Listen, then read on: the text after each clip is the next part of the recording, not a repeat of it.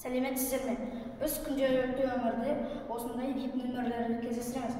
Көптеген адамдар осындай VIP нөмірлерді жақсы көреді.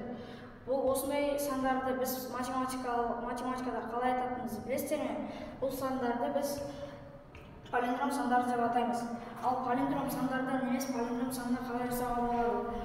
Ол мысалы 67-ні алсақ, оны кіресінше 76 деп жазамыз. Және де оларды қосамыз. 143. Осы сан шыққанша кіресінше жаза береміз.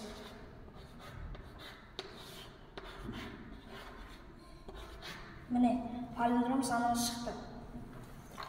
Және де 4 таңбалы саннан.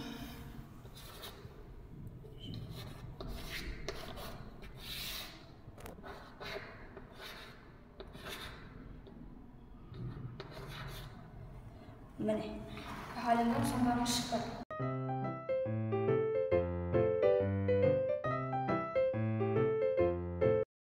Ал енді сіздер де осы сандардың палиндром санын шығарып, жауабын комментарияға жазып көріңіздер.